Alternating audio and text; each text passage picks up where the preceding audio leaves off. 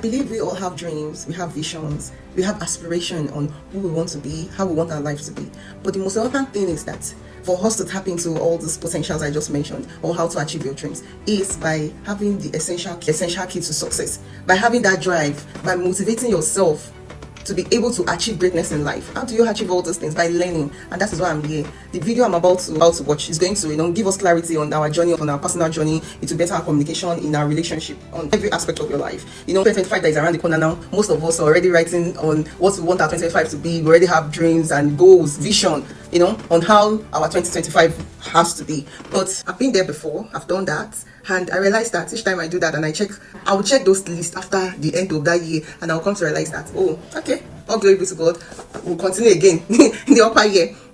I'm not tapping into the essential key to the success. Take this video as an opportunity to be able to reassess your ability to greatness. Hate has 4 letters, so does love. Friends or enemies has 7 letters, so does friends. Lying has 5 letters, so does truth. Cry has 3 letters, so does joy. Negativity has 10 letters, so does positivity.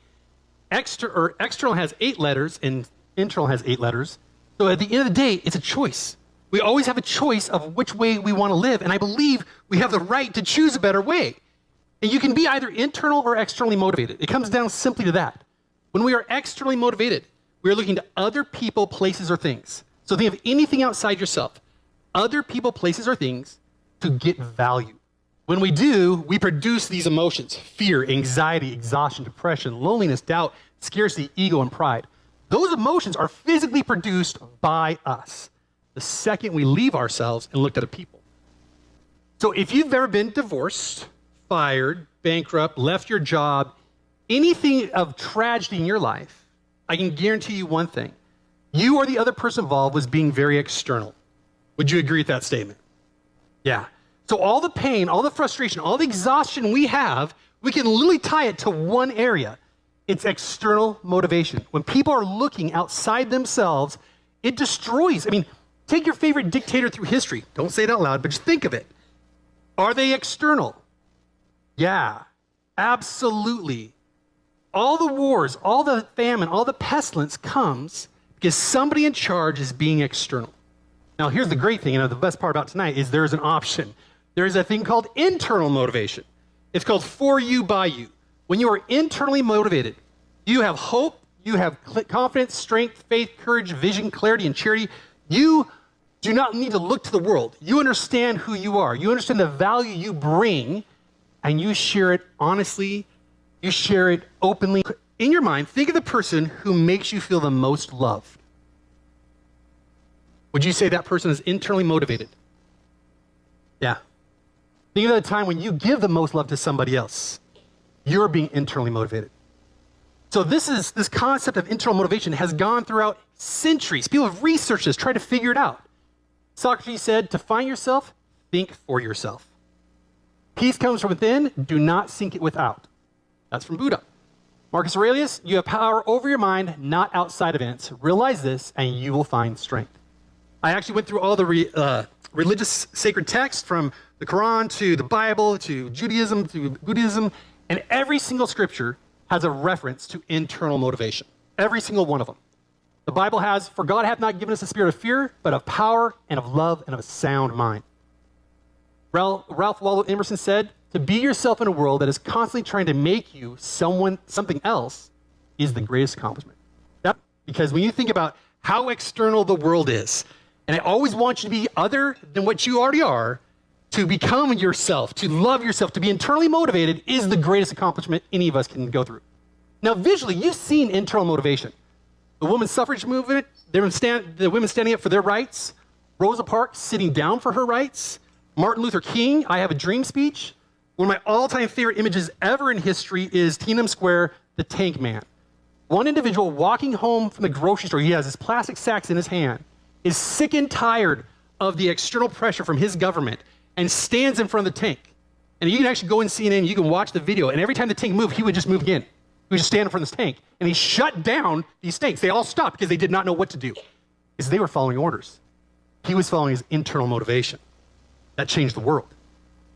Take Will Smith and Tyler Perry, both successful actors in Hollywood. Will Smith had an movie run, one of the highest successes in Hollywood, meaning he had 8 number 1 hits, all grossing over $100 million. 2016, though, he boycotted the Oscars because his movie Concussion wasn't nominated. Very external. I'm going to show you. 2022, he gets up on stage and slaps Chris Rock. Extremely external to do that, like horribly external. He was actually in negotiations to sell his company, Overbrook Entertainment, for $1 billion.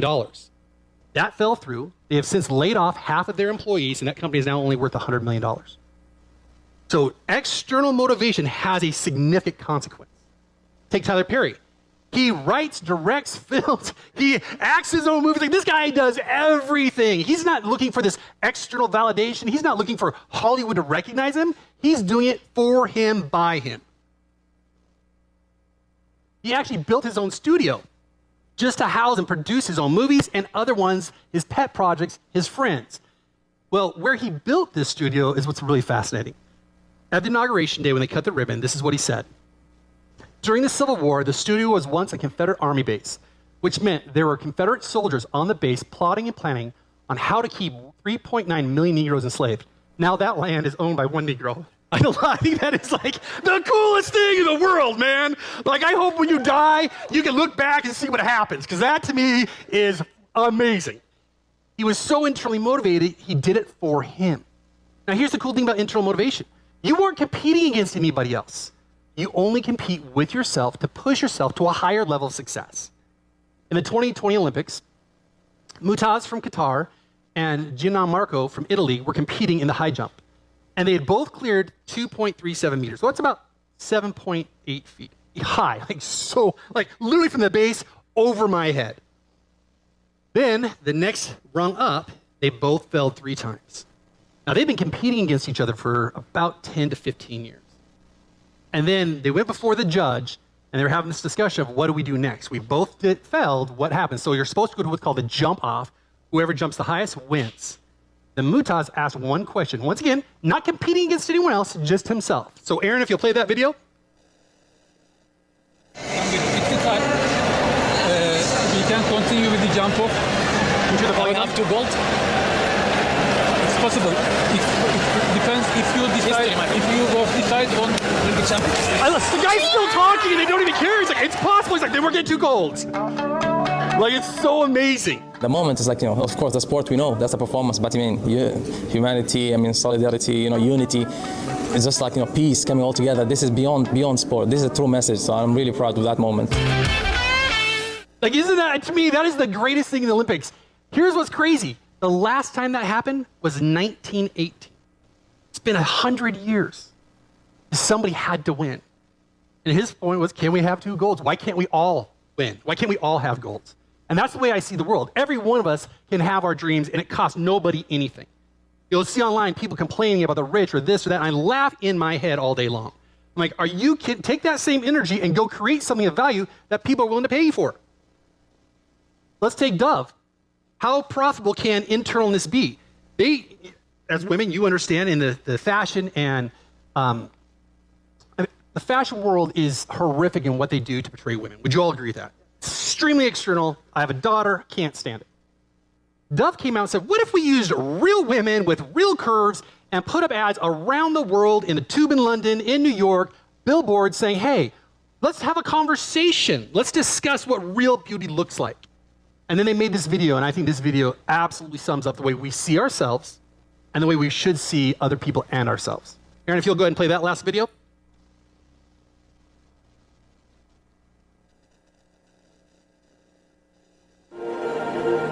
I'm a forensic artist. Worked for the San Jose Police Department from 1995 to 2011. I showed up to a place I'd never been, and there was a guy with a drafting board. We couldn't see them, they couldn't see us. Tell me about your hair. I didn't know what he was doing, but then I could tell after several questions that he was drawing me. Tell me about your chin. It kind of protrudes a little bit, especially when I smile. Your jaw. My mom told me I had a big jaw. What would be your most prominent feature? I kind of have a fat, rounder face. The older I've gotten, the more freckles I've gotten. I would say I have a pretty big forehead. Once I get a sketch, I say thank you very much, and then they leave. I don't see them. All I had been told before the sketch was to get friendly with this other woman, Chloe. Today I'm going to ask you some questions about a person you met earlier, and I'm going to ask you some general questions about their face. She was thin, so you could see her cheekbones. And her chin, it was a nice, thin chin. She had nice eyes. They lit up when she spoke. Cute nose. She had blue eyes, very nice blue eyes. So here we are. This is the sketch that you helped me create, and that's a sketch that somebody described of you. So yeah, that's...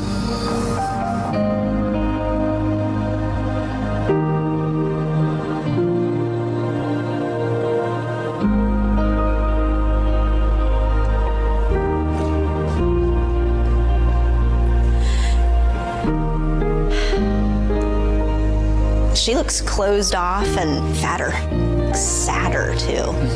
The second one looks more open, friendly, and happy. I should be more grateful of my natural beauty. It impacts the choices and the friends that we make, the jobs we apply for, how we treat our children. It impacts everything. It couldn't be more critical to your happiness. Do you think you're more beautiful than you say? Yeah. Yeah. We spend a lot of time as women analyzing and trying to fix the things that aren't quite right. And we should spend more time appreciating the things that we do like. Thank you, Aaron. Appreciate that. I love that video because it illustrates how negatively and externally we see ourselves when other people don't see us that way.